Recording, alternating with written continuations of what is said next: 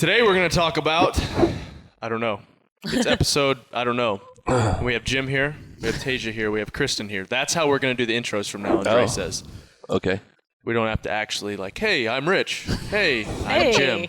And have their own theme music and their face stop. Ooh, but then we could pick a theme song. House. True.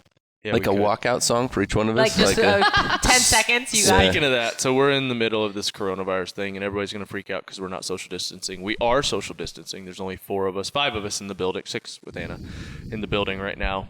We see each other every day, and outside of this circle, we only see our people that we live with. So, and if you look at the, right now we're a shelter-in-place state, and it's, what is the term? Not necessary. Essential. Yes. Media is on essential. It is. Media is on essential. Agriculture is on essential because we're going to talk about another story today, which is agriculture. So if you guys want to comment negatively, we'll remove those. We're trying to be smart. We are being smart. We are. Sure. But we're still trying to give people something to do. Yeah. I feel like that's essential right now. It is. So we're trying to give you guys some Mayhem Media stuff. Dre's doing a great job behind the scenes. He probably doesn't get enough credit for that. We're the ones in front of the camera. We're doing a lot, but Dre behind the scenes. So he won't listen to this, but thank you, Dre. Yeah, so I don't even know what day it is, what year it is, what month it is anymore. I still got the year down. Yeah. 2020. It is Tuesday, isn't it? Is that right? Mm-hmm. I think it is Tuesday. Because I lose track of that too. Yeah, so it was weird. Yesterday was one of the nicest days I've ever experienced in Tennessee. Sunday was beautiful too. It was hot. Yeah, and then we're sitting on the patio, and then it's kind of like nothing's crazy is happening, but it really is. Yeah. It's it's weird. We're in a weird time right now.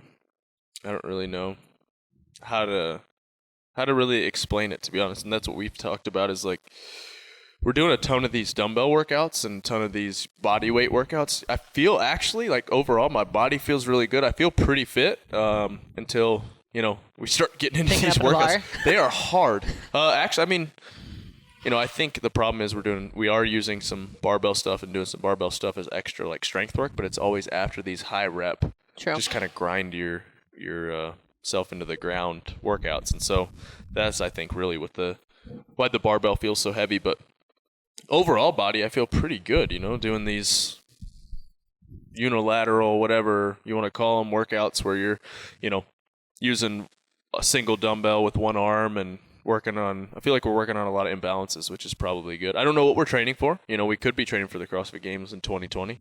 We could be training for the CrossFit Games in 2021. We could be training for life. Who knows? Is there there's no official word on any of that? There's no official word. I've heard rumors and grumblings from different people, but I don't know. I don't want to say one way or the other what I think will happen because it'll probably be wrong. Wow. So, yeah. So you guys did an M30 this morning live. Mm-hmm. Tasia clicked the wrong button and made it child safe so nobody could interact. Yeah.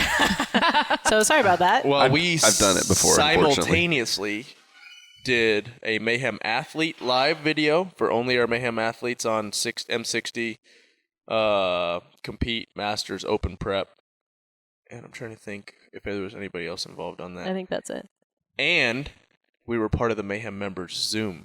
Wait, so you figured it out? Yeah. Yesterday something happened where Zoom, I guess, was making it harder to get into meetings because people will just drop into meetings. Right. And we're guessing codes of different meetings and just dropping into meetings and sending that black guy meme. Yeah. Oh, okay. I've gotten millions of those. People have too much time on their hands too right much now. People are losing their minds, Yeah, they were requiring a password. So you had to have a password every to get Zoom into requires a password. Right. But people were guessing the passwords and just dropping in on random people's That's Zoom crazy. calls, which is nuts. I heard about that meme for the first time today. That's the first time Jim. I had never heard about it. Now Pandora's box is opened. You're getting them. Listen. I don't need it. Yeah, you do. I don't need You it. need it in your life. It's people, the creativity behind these things.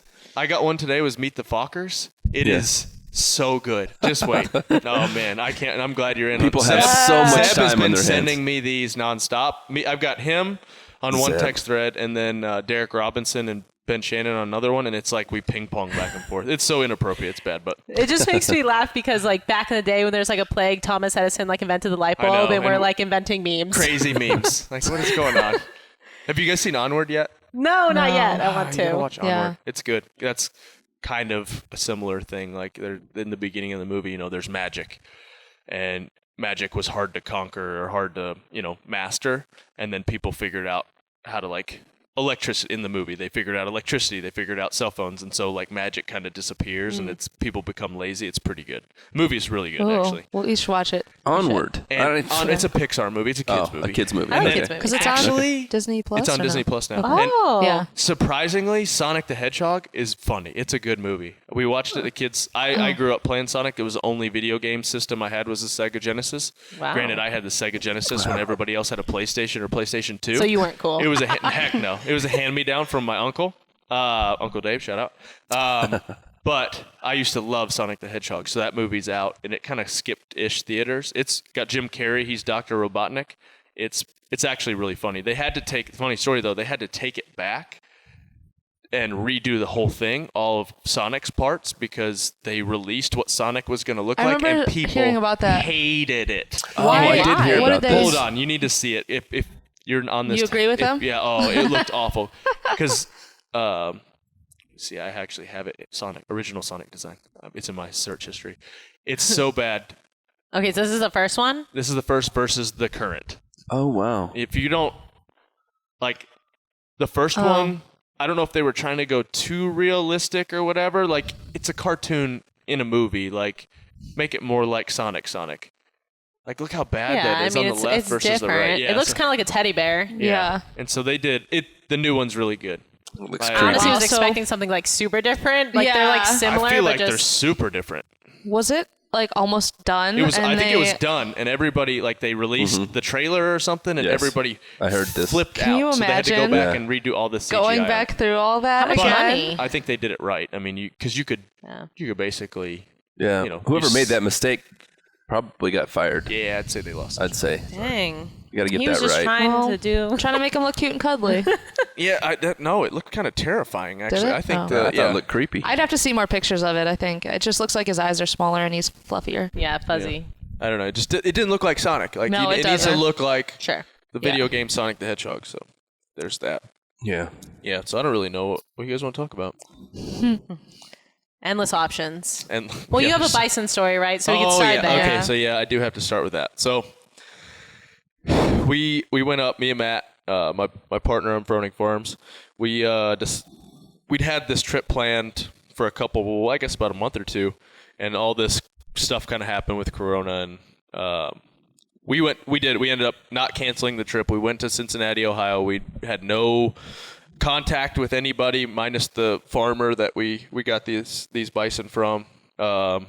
And we didn't even, we did the 6-foot rule, whatever. We didn't go into any restaurants. We actually couldn't drive into Chick-fil-A, and they weren't doing curbside, so we actually parked in Burger King parking lot. I did a mobile order. Matt went up and talked to the guy that was taking orders at the Nice. drive-thru and walked up to the door. They handed us our food, and we left. Chick-fil-A, Wow. Love Chick-fil-A. the best customer service on the planet. I'm going there when this is done. And but everybody, while we had these bison in this trailer, everybody at Burger King's just wanted to take pictures. Like, those are so cool, blah blah blah. Like, where are they going? I wanted to be like, we're about to take them inside and make some burgers out of them. So anyway, so we drive up to, it was a little bit northeast of Cincinnati, Ohio. So we show up, and this guy's been a bison farmer for 25, 30 years. And so we talked to him, told him how many we wanted, and we get there, and he's like, all right, well, I got, because we wanted all females. And he's like, we got this many, blah, blah, blah, but I told you we were going to get this many, and I couldn't get the other ones in the corral. And we're like, okay. He's like, but I can sell you this bull right here. And we're like, we don't really, it wasn't an old enough bull that, because we're looking for a bull, and we also didn't want one with the same genetics of the ones that we have currently or the ones that we are getting, because you don't want their genetics to. It's like a first cousin thing. Yeah, exactly. It's a problem. Weird. It's creepy. So we're like, no. So he's like, all right, well, you guys could take him and you could field harvest him, and use him for, which I'll explain later, and use him for meat. However, in the state of Tennessee, you can't field harvest and sell the meat right now, which I'll get into the ethical thing, and which is kind of like I never thought about it until after this whole process, and now it actually makes a whole lot more sense to do it that way. Anyway, so we're like, well, we can't really do that. He's like, yeah, but you keep the meat for yourself. We're like, no, like we came here for this many. He's like, all right, well, I'll cut, because we had a cashier's check. He's like, well, I'll cut you a check back for the one that we couldn't get in the corral. Meanwhile, this one that's not in the corral is just kind of standing outside the corral, just staring at us like, hey, sucker. I survived. And so, Came all this way. we were going to buy some from this guy when we buy some from this guy back when we got some in the fall. So he knew we were kind of fresh and didn't know really what we were doing back then. And so since then, we've kind of learned some. We've worked some. We worked about 60 head 4 weeks ago. Anyway, so we get there and he's like, don't worry, we'll handle everything. You guys don't even have to do anything.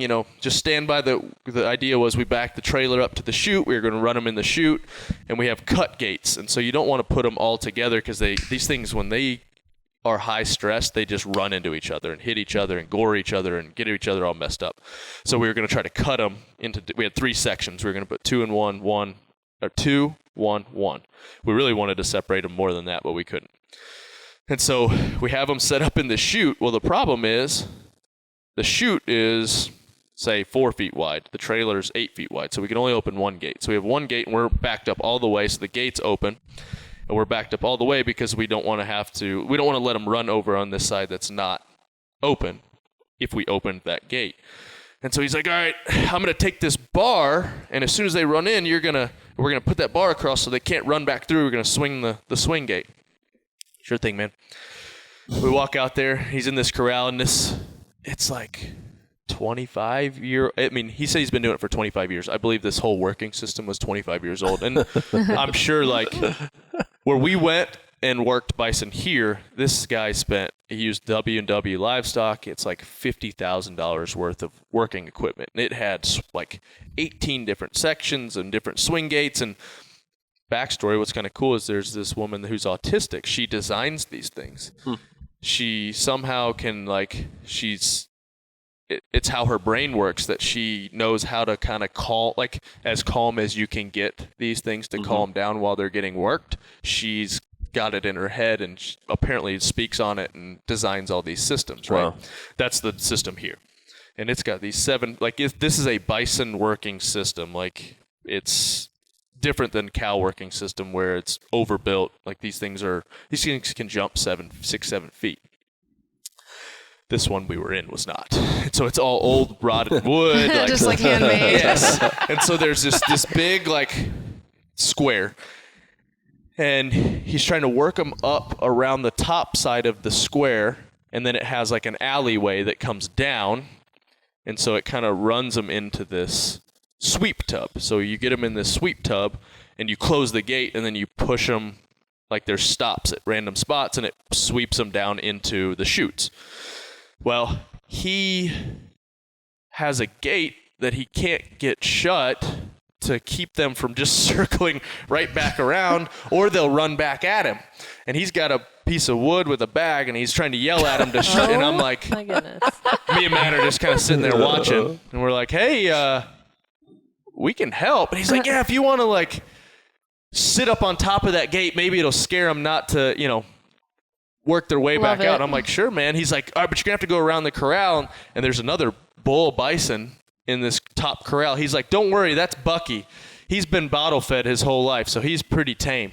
Sure enough, I walk out there, and this thing just walks up to me and just, like, stares at me. He's like, are you going to pet me or what? So I just pet him, and he just kind of stands there the whole time. Bucky the Bison. And so I sit up on top of this corral, and I'm just watching this guy try to run these things in. Well, he finally gets 2 or 3 of them in there. Or he gets 3 of them in there, but the one is still kind of whatever. So I go back over to the trailer. We get them into the chute. We run 1 in, or we run the 2 in, close the gate. Perfect. The only problem was when we try to close the gate, it wouldn't close all the way. Nothing major happened. Matt just decides to, like, has a spasm in his neck from it, and so he's like can't turn his head because he wasn't ready. So He wasn't ready. it's so funny. So we get the next one in, and these things are just like going at it, trying to fight each other, which it's the most stressful. They're stressed, you're stressed, like it's crazy. Like I hate you hate to see it happen, but some of the stuff has to happen, but it's just like so stressful. Anyway, we get 3 in there. Well, this one does not want to come in. So we end up finally we get it in there. The problem is we get it into the chute, right? So like I said, we have the back of the trailer, and the gate is, so if you can't really see on camera, but so the chute is running here, right? The trailer's backed all the way up. This gate is closed. This one's open to where we can't close the gate. Oh. And I'm like, guys, this isn't going to work. And they're like, just let him in. And so he lets him in. I'm like, we can't close the gate. And so the thing runs in, runs right back out. So it's backwards in the chute. And you're like, son of a. So they're like, all right, well, how are we going to do this? And I'm like, I'm going to pull the trailer up to where it's right here. Do you have like an old gate or something like that we can put right here that'll cover the distance so it can't jump out that way? Wow. So we had to cowboy this thing and set it up. But anyway, we get it after after one try, we get it in there. Well, the problem is you can't, you got to hide because you don't want them to see you, because if they see you, they're going to turn around. And so I'm kind of hiding there, and Matt's holding this piece of metal. And that's the only thing that really, if this Bison wanted to take a hard right, it could have he'd been gone. She would have been gone.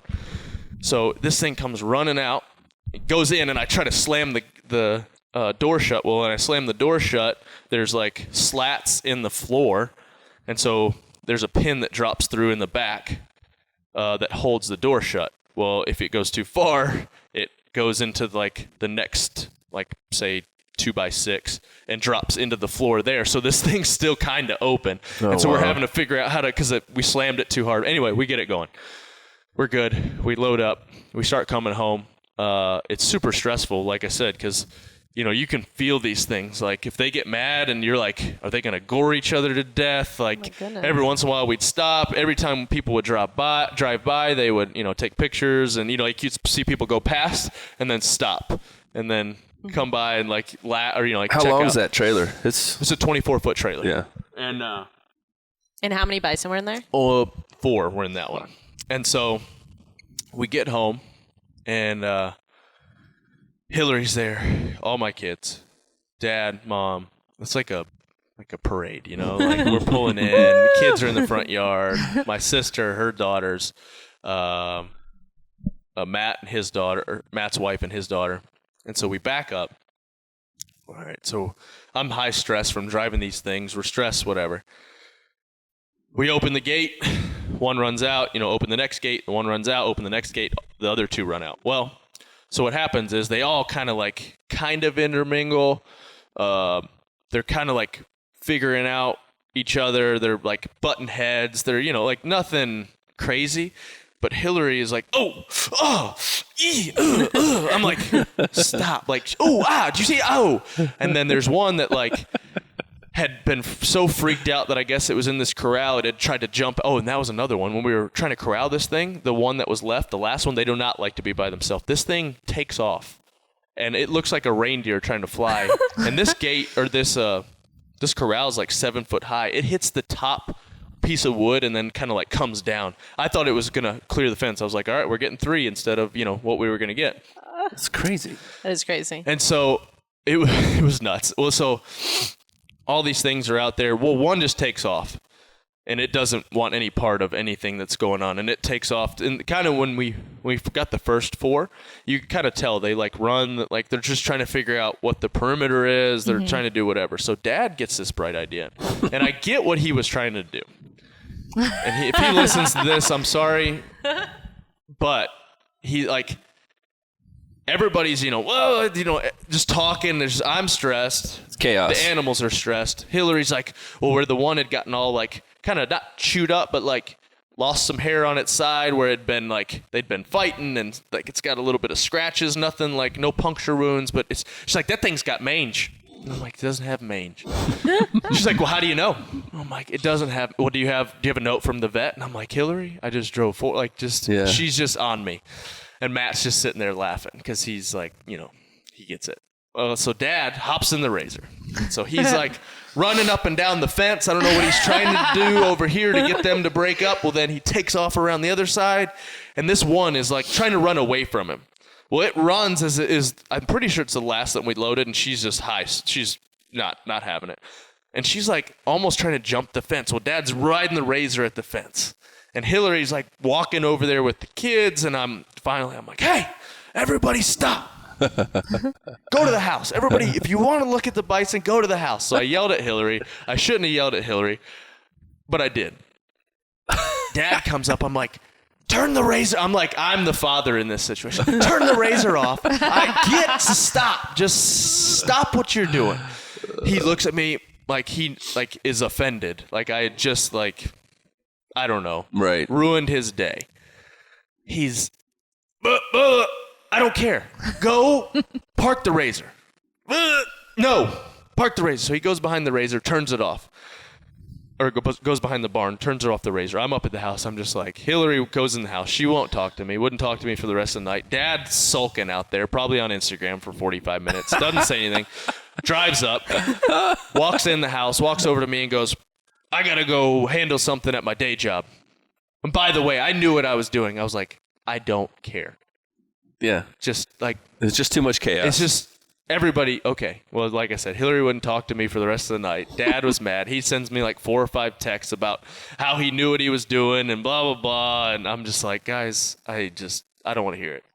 That's an adventure, right? It is an Yeah, adventure. that sounds stressful. So they've now settled in, and now they've all kind of entered this morning. You know, there's still the 7 are all together. Plan is to get more, but right now we have 8, and 7 have like intermingled and kind of have taken to each other. Our 4, if we go out there, we feed them some bread every once in a while just to get them up to the fence and kind of get them to, like the area.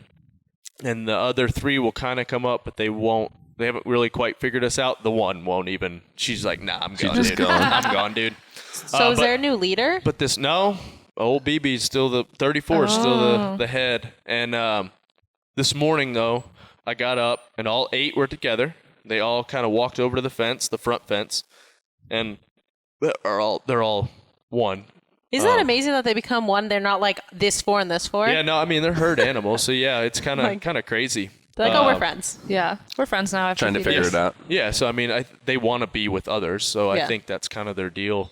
But yeah, it's, they, for the most part of now, all 8 of them are together. We were a little worried about that one that just kind of was off by herself. She was not having it. I don't know if she's young or just, like I said, it got super stressful. That whole process of loading and working and all that stuff, we were listening to a podcast on the way home about this guy who does bison ranching, and they don't work theirs. And so, I mean, honestly, what I would like to eventually, if we could ever get enough land or ever get enough stuff, that we could just kind of let them free range and do their thing and not really have about as limited human interference as we could. That's the goal eventually. From the more, when we first started it, I was like, no, let's just, let's do the whole cow agriculture thing just with bison. And the more and more I've read and the more and more research we've done, the more, I guess, interaction with the actual animal, we're going to try to lean more towards the conservation side of it. Those things are native to this area as well. And so trying to eventually, it's going to take some time and some effort, but, as limited human interaction as possible and kind of let them do their own thing, which I feel like they have a pretty decent life right now. They're not getting, worked crazy and do all that stuff. But so that leads to the next thing that I was talking about, field harvesting. And so it sounds like barbaric and kind of crazy. And this guy, the podcast that we were listening to, he field harvests his. And so field harvest means basically you shoot them in the field. However, it sounds like, the people that get so fired up on here or on my Instagram or whatever, whenever we talk about hunting, versus them going to be processed. Right. It's like, if you really look into it, it doesn't make any sense whatsoever. If you eat meat, like I can see, like you don't eat meat, I can see how somebody getting offended that doesn't eat meat, how the whole process goes down. But if you eat meat, right, and you're, offended that the animal was killed in their natural habitat, was not, taken to a processor. Like the amount of stress these animals go through just to transfer them from one farm to the next is insane, or even trying to work them. So what this guy does is basically when it's time to harvest, when they either are, having an order, planning an order, somebody, wants some meat or buys some meat, he drives out in his truck, and you have some that are tagged as like females that you just reproduce or, for growing your herd, and then you have some that are meat animals. And he said he drives out in his truck. The truck is out there all the time with these things. They know the truck. They're not high stress. He says he waits till one that's a meat animal turns broadside, and he shoots it with a 308, drops dead right there. Like he knows the perfect angle spot where to hit it. It drops. That's the last thing it knows is it was eating grass, and it was, no stress. Right. He goes, gets it, because the other animals don't even really, they're just kind of like, oh, what happened? Right. And they keep going on about their thing, and he harvests it and field dresses it or whatever, and then takes it to the processor. And so right now we're actually looking into that. The state of Tennessee, I don't think you can do that right now. The animal's supposed to walk into the processor on foot or on hoof. That's interesting. Which like I said, at first I was kind of like, ugh, I don't know how I feel about that. And then the more and more he explained it, I was like, okay. And then now, having worked bison and worked, they don't, and working cows, I'm sure is very similar. It's not natural for them. It's high stress for them. They say the meat is better. Everything for the animal is better to do it that way. So yeah, from what you talked about, it sounds like it'd be a lot less stressful. Like the best case scenario, like they're out in the field and then they're just, that's it. Then they're gone, like I said, if somebody's a vegetarian, I could see how they'd be offended by that. But if you eat meat, you have to kind of pay attention to this. Yeah, for sure. When I was in college, I worked at a meat processing plant. A bunch of us got jobs. It's called Monfort. It's huge. They do tons of beef. And it was crazy to go in there and to watch that whole process. It was brutal actually to me, and I eat meat and I'm all for doing, for treating everybody as humanely as possible when it comes to all of that. But it was crazy to watch them bring the cows in, kill the cow, flip them upside down, the whole process. Yeah. We're carrying finished meat to a freezer. There's about, 12 of us from the football team, and we're just kind of looking out there watching what's going on. And I did that for about a week, and I was like, nah, I'm out. I don't want to do that. Yeah. So I'd like the idea of Yeah, I mean, and we've talked about it before on here, even hunting, like there's a part of you that when you take a life, it's not like an enjoyment thing, like the thrill of it and that type of stuff. But me personally, anytime I've hunted anything and I'm going to eat it and I'm going to use it, you kind of like, man, like you still have respect for the animal and still have like a bit of remorse. I would never say I regretted it, but you're a little bit of remorse, like I think there's a respect factor to that. Yeah, for sure. Yeah. And so it's, I think if you're going to eat meat, that's the best way. Go get your meat. Yeah. If you're going to do that, it's healthy, it's pure, it's all those things. And then I just think, I think that respect piece is an important part of it. And I don't like it when you hear people out there that are a boasty kind of ego kind of trophy, a thing. Just only trophy hunting. Like I get that. Right. Keeping, like a part of the animal as a trophy, as long as you're using it to remember that hunt or remember that story. Like there's every hunt that I've ever been on, like I remember the story behind that animal. So we've talked about it before, like all the money, the tags, all that goes to conservation and to regulate the animals. And if we're not doing that, there's a problem. Yes. And if we're not going to do it, then for sure they're going to send hunters out there to exactly. Men with guns or people with guns to shoot them and to keep the population down. Yeah. Yeah. So because that's part of the deal with Yellowstone. So Yellowstone is the only place in North America, well, actually the only place ever, because bison are native to North America, that have had bison there continuously since, they first came here. Because there's actually they don't know if they came over here on the Bering Strait and all that. Like you look into the history of bison, but Yellowstone is the only place they've lived continuously. But every winter they come into the lower lands, and so they allow hunters to kill. I think this year they let them kill up to 900 to 1,000 because the park can only hold so many. And so some of the ranch, like there's just all kinds of stuff to, litigation and, you got to we've talked the history of stuff, but it's a messy subject, just kind of with the whole deal. So, but yeah, I mean, you gotta control the population or, disease or famine or, depending on what their habitat is. So it's kind of cool that I just like that as you've kind of done this personally in your life and worked at that, you've really expanded your knowledge about all that just because it's kind of going on at your house. Just ordered 2 more books on it. So, the whole, that was a new thing though, the field harvest thing. I'd never really crossed my mind, on how to do that. So with field harvesting, he must be super comfortable out in the field with the bison. Yeah. So like ours, you can be out in the field. I don't get out in the field because you shouldn't get out in the field. Right. Like he's just out in the truck, they know the truck, whatever. He shoots them, waits for them all to clear. Okay. So it's like, obviously, because I'm just thinking, I'm like, okay, so this one bison's gone, essentially.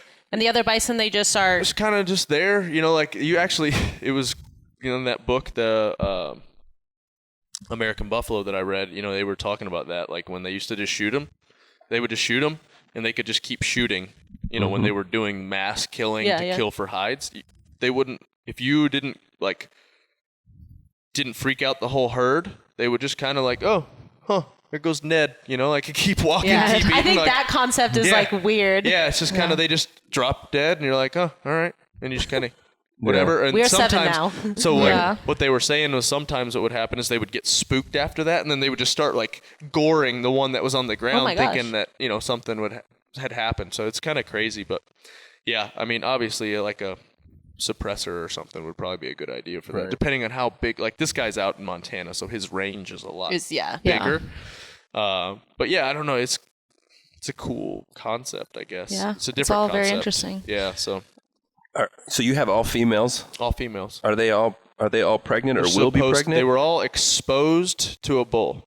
Exposed. Yeah, that's the term. Exposed. They were been exposed to a bull. Sounds so like something you go to jail for. Yep.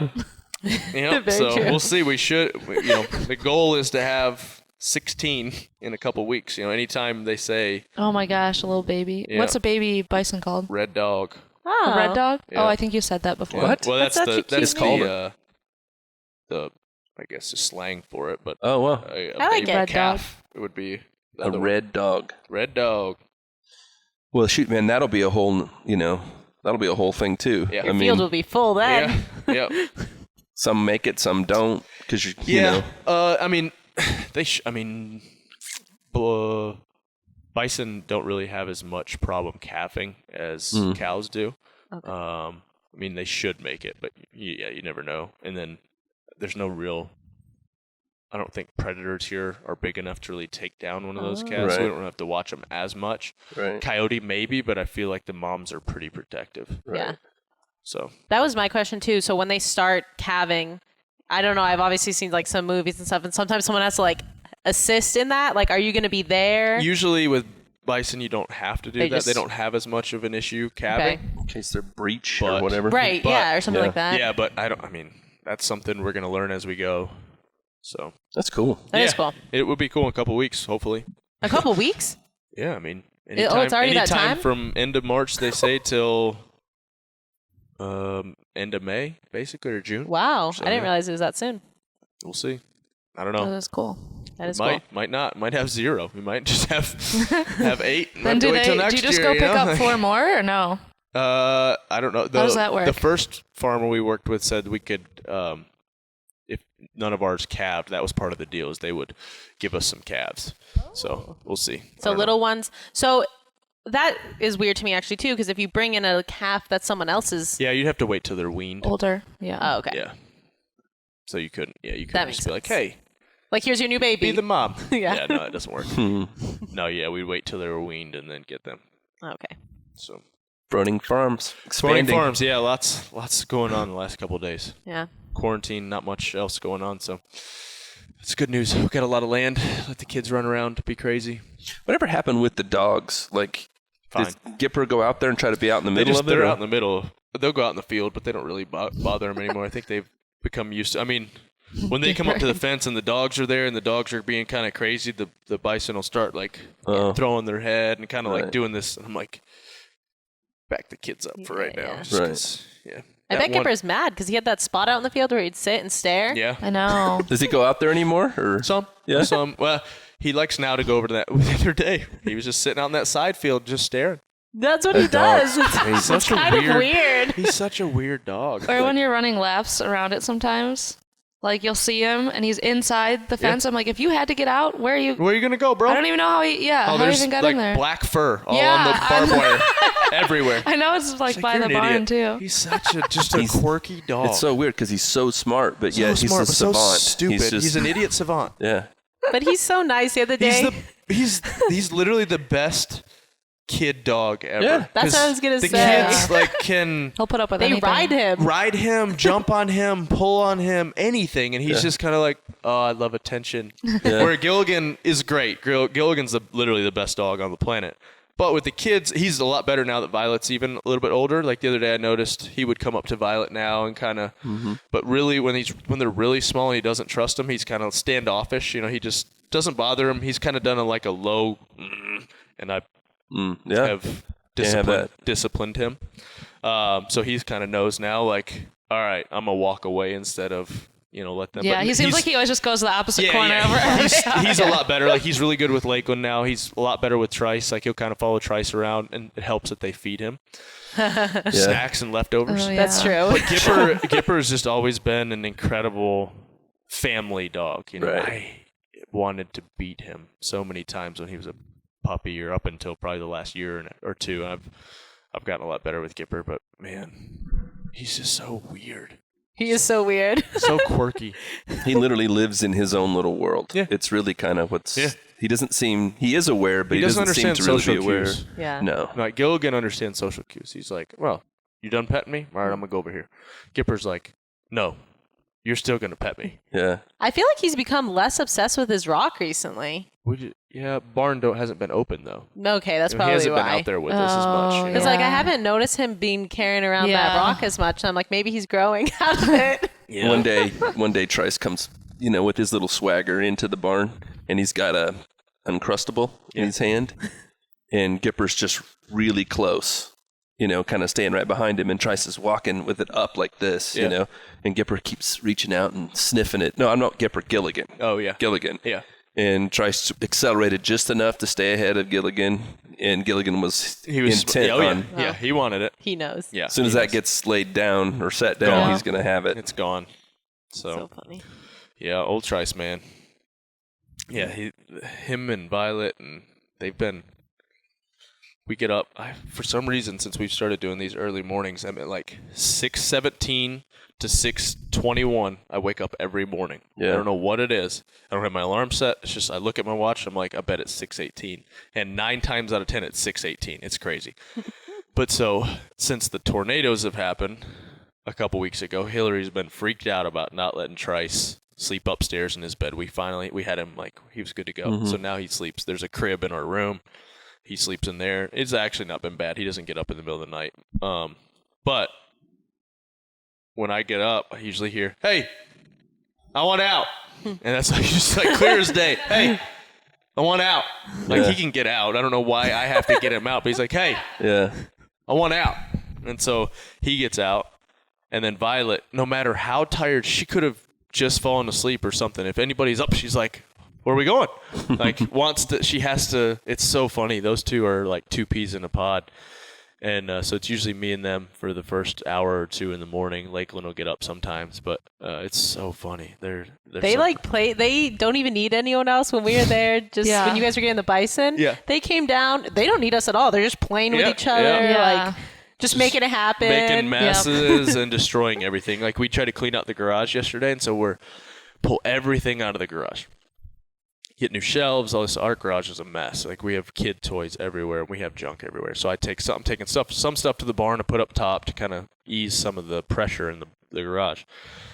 I was here for the afternoon, went back home, and so everything's out. We're starting to put everything back in. Well, we're putting toys in. Toy will come out. Put 3 toys in, toy comes out. 4 toys in, toy comes. You're just like, Trice, you can play with, like, I'm like, you can play with a toy.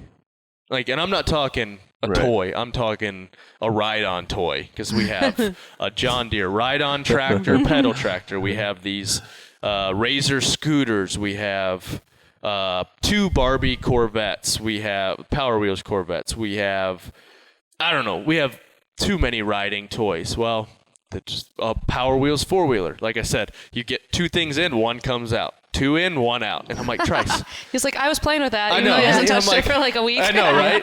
And then all of a sudden, we have these tricycle, like drift trike, pedal drift trike Razor scooters.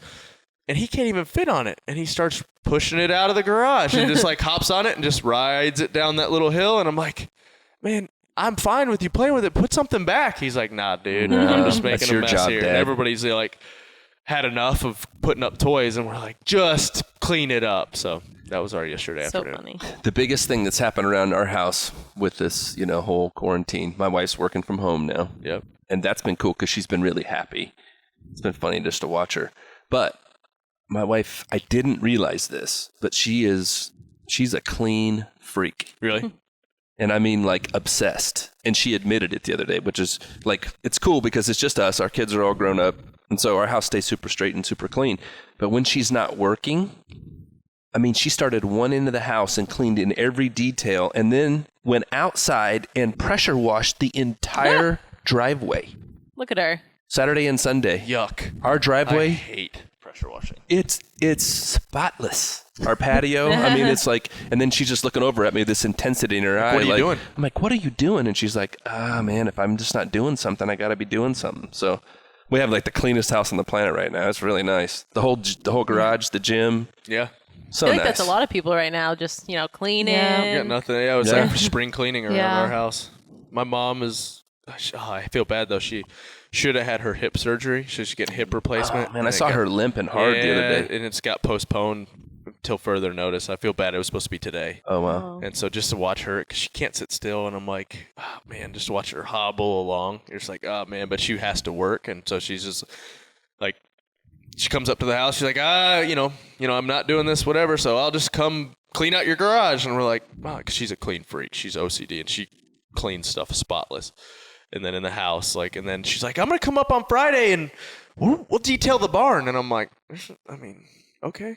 So she wants to detail the barn on Friday. So let us know. We'll come help. Yeah. So she's obsessed.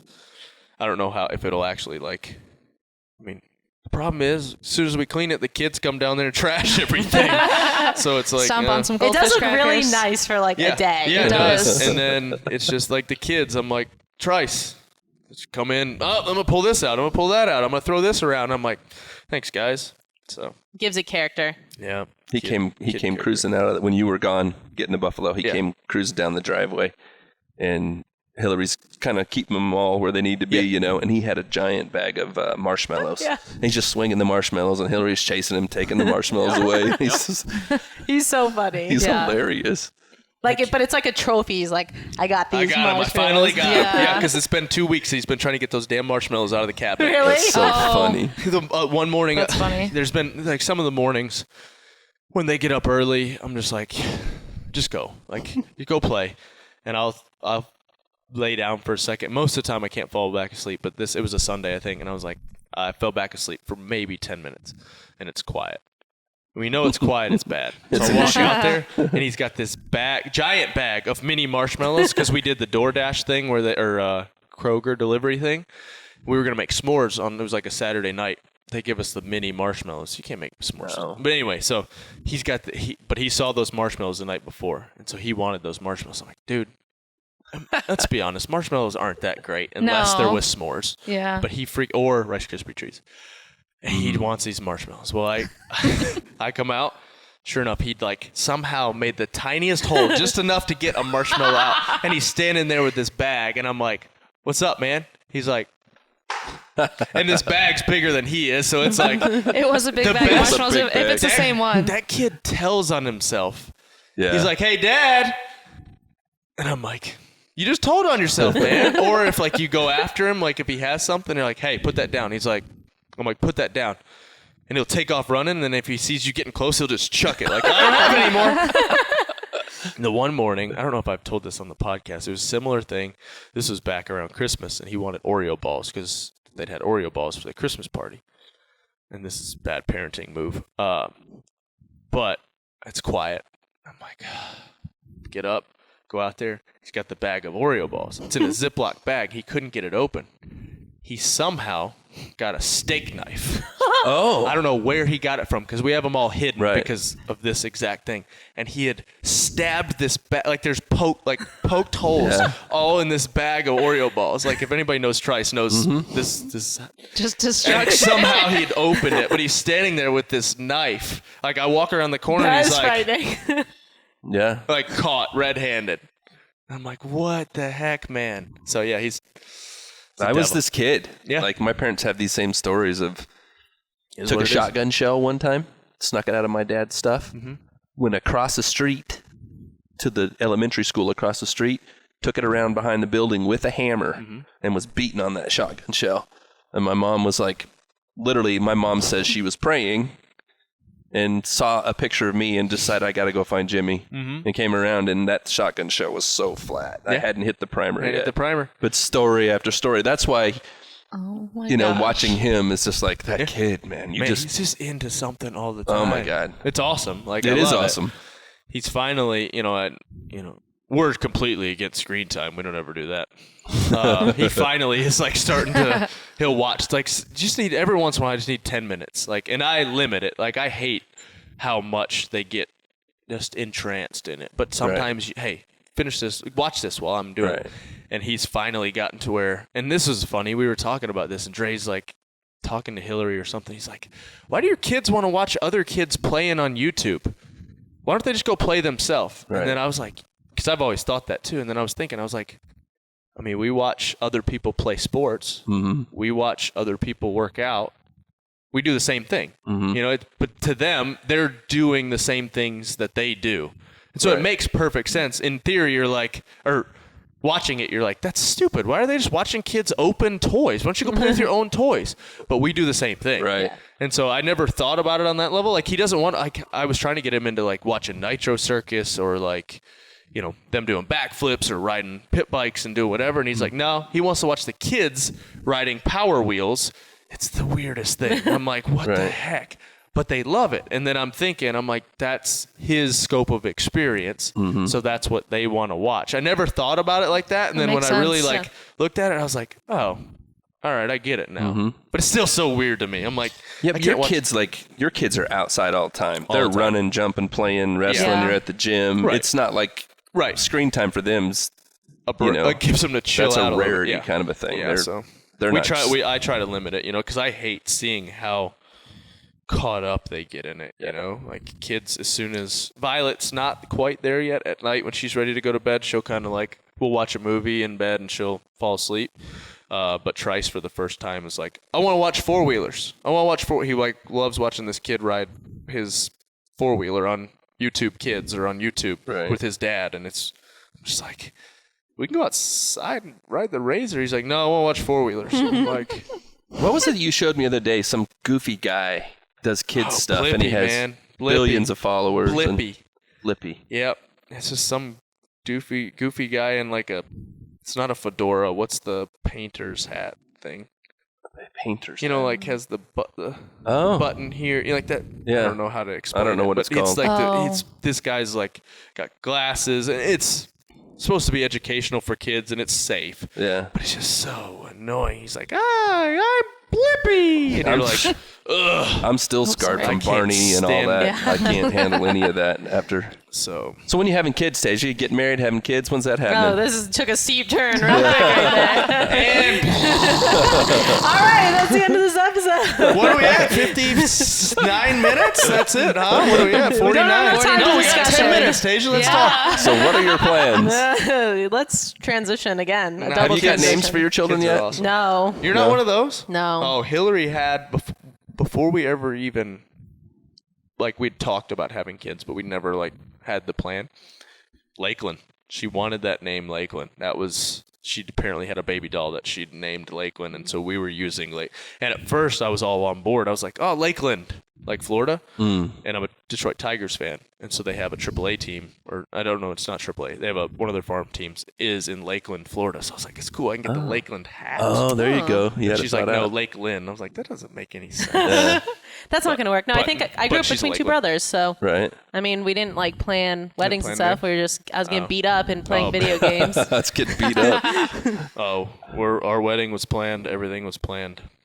Yeah, if we had boys, then I was going to get some say in it. But if it was girls, I wasn't getting any say. So no say for you. No, and I remember the names that I had. And it's crazy now looking back. Were you going to have a Jim? Well, there's a James in every generation of our family. Yeah. A James D. Oh, okay. So for sure we would have had a James D for sure. But yeah, looking back now, Taylor and Brittany, the names I thought, it doesn't make sense because they are who they are now. That's the way Lakeland and Violet are. And still people, Violet's first name's Harper. I'm like, it's not right. Harper, that's Violet. Like, it still throws me off. And Trice, when you see his name as Richard, and I'm like, whoa, that's kind of like Richard the Third. I'm like, it's weird. Yeah. Because his name, actually, we not switched, but we were going to use a different name for him up until we got to about 20 minutes out from the hospital. Really? Yeah. And I was like, hey, what if we name him Richard the Third? Call him Trice. And Hillary's like, you want to do that? I was like, yeah, I do. Yeah, that's cool. And so she was like, okay. I was like, yeah, let's do that. That is cool. That's where it came from. My favorite part of that whole thing, because it's so important to me, is just how much that he pays attention to you. Yeah. And how much he loves to be with you. And he's dialed into who you are. A dad's he's my shadow. Yeah. Like even at night, Hillary gets so mad. Yeah. Because he wants to she's like, come cuddle with me. And he's like, nah. He'll lay with her for a second, and then he comes over and lays with me. She gets so mad. Yeah. But, I mean, Violet is attached to Hillary. Lakeland kind of is back and forth. Violet definitely is a daddy's girl to some extent, but when she's tired or she wants mom, she loves hanging out and loves coming with me. But Trice is like, he's my dude. He's my shadow. Lakeland, like I said, she's 50-50. One day she's super attached to me. The next day she's super attached to Hillary. But yeah, Trice there's a really amazing podcast Jordan Peterson just did on toxic masculinity. And he tells the story of his father and what his father meant to him. And then a friend of his that he grew up with. And his father was an alcoholic and the trouble that this guy went through. And you should listen to the podcast, but he commits suicide. This guy does. And he's just talking about the importance of a father in a son's life. Right. My neighbor behind us is a guy about your age, and he has a boy about Trice's age. And he does such a fantastic job with that kid. And they own 2 lots, and so when we're sitting on our patio, we can watch him. And he's always out there sword fighting with them and wrestling with them. That's cool. And so I have you and him, and I just know how important it is. Right. And I just love it. You were doing a workout the other day, Turkish get-ups. Yeah. And Trice is jumping on you in the middle of it all. Trice and Violet, both of them, And it's just cool. The whole thing's just really cool, and it means so much for their future. It's so hard sometimes too, because you're like, you want. It's I've talked about it before. It's like days where you're like, man, I crushed this, and other days you're like, wow, I was terrible. And so it's just hard. Being a parent's hard. It's awesome. It's fun. It's the most rewarding thing ever. It's the most important job I feel like I have. It's hard. It's hard. It consumes you. It consumes you. I've said this several times now, but I know it's the truth. My daughter said to me in her 20s, late 20s, hey, what's the most important thing you ever did for me? And I was like, wow, I can't wait to hear. And she said, you were there. You spent time with me. You were there. Yeah. And I just think back about it, how many mistakes I made, and I screwed it up, and I didn't do it right. But I was always working hard to be there, and I always said I'm sorry. And so when I watch that with you and your family, it makes me really happy. Because ultimately, that's the most important piece. Right. Like if you're just there and they're with you and they get to be with you. Yeah. It's 8 o'clock in the morning and they're with you they're lifting with you. And it's, you feel like, you're like, man, I wish I would have spent more like one-on-one time with them. Right. But they don't, most of the time they don't even want that. They just want to like run around, be around, play their own thing. And then, come up and like Lakeland earlier, we're doing a workout and she comes up, just wants to give a hug and go on and keep playing. And so you're like, all right, that's, that's why I'm here. I'm here, they're with us. They may, like, I give them one-on-one time when I can, but there's still times when I have to work and do things. But the fact that they're here and have access if they want it, so it's hard. It's fun. The other huge piece to me too is that the reality that, those children, you adopted them, Yeah. And the opportunity that they have because of the commitment that you and Hillary made is really cool. It's cool to think that, that they're put in a position where they could really, really excel and be everything they were designed to be. And it's super cool. And just like, they're so destined to be your kids. Even watching it from the outside. They're our kids. I sometimes I'm like, man, like, where would they be if we weren't? And I'm like, that was never their. Yeah. It was never like, it wasn't in the cards for them. Like, they were our kids. They're my kids. Yeah. I've never once been like, oh, they're adopted. Never would know. I've never even. It's never crosses my mind. Yeah. Like, they're my kids, and so it's. Everybody talks about, oh, you did these great things for these kids. And I'm like, man, they've been great for me. Like, I can't imagine my life without these kids. Like, I'm a selfish person, super selfish. Like, I like my time. I like, free time to do whatever the heck I want to. Like, I can't imagine how much more selfish I would be if I didn't have them. Yeah. And so, are awesome. My kids are incredible. So I think I told you I had a conversation with somebody the other day, and they were asking me, everybody always wants to talk about you, and if you could go be an individual and you could win again and all that stuff, Yeah. And I try to go back and explain, as you've explained, hey, it's not at all about physically what Rich Froning is capable of. It's not about that. He could go do all those things. But that mental space, what it takes to go be in that space, and the commitment to go be in that space would not allow room to be a husband, and to run a business, and to be a father. There's no way. Like, it's, people can say that I'm scared, and I don't. I'm not scared. I don't want to. Yeah. No part of me wants to do that anymore. I did that. Like, I don't know if I felt like back then I had something to prove, and now I don't feel like I have something. I don't know what that is. Like, I can't exactly put a pin in it and say that's the point. But like, when I was an individual. Like I said, I'm a super selfish person. Mm-hmm. Everything got put on the back burner. Everything. Mm-hmm. Some stuff still gets put on the back burner, but most of the time it's because I'm with my family or trying to provide for my family, and I'm not willing to do that. Like, to be the best in the world as an individual in anything, you have to be super selfish. You have to put that, whatever that thing is, first, and I can't do that anymore. I don't want to do that. I have zero part of me wants to do that, and I'm not going to compete to get top 5 as an individual or whatever, and to make it from top 5 to number 1. Physically, I feel like last year was probably one of the most well-rounded, fittest years I've ever had, and even this year right now, feel good, all that stuff. But mentally, I don't want to compete as an individual. No part of me wants to do it. I'm not scared of anybody. I'm not, like, I just don't want to. Yeah. It's not where I'm at. It's not where I'm at in my life. I don't care.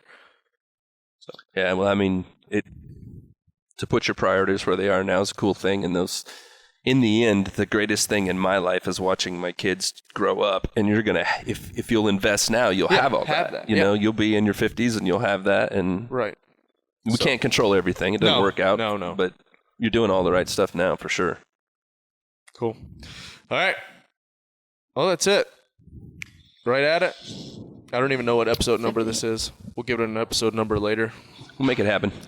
RP Strength, templates, the app, all that stuff, inside tracker, get your blood work done. I got my biome back. We should talk about that next time. We'll talk about that on next time. I haven't implemented 0 of it. Mixed results. Yeah. He just told me I have gas a lot, which I don't really have gas, so I don't know. Anyway, we have that trifecta. Man mindset. Yeah. Got that going? Yeah, got to order some more books, huh? That's what you said yesterday? Yeah, we're doing a special right now to get people involved. People are thinking about it right now, which is great. So yep, cool. Yeah. More shakers, new Prey shirts. Good dudes getting it in the can. Wow. Get it in the can. I got it in the can today. It was good. It was good. Peace.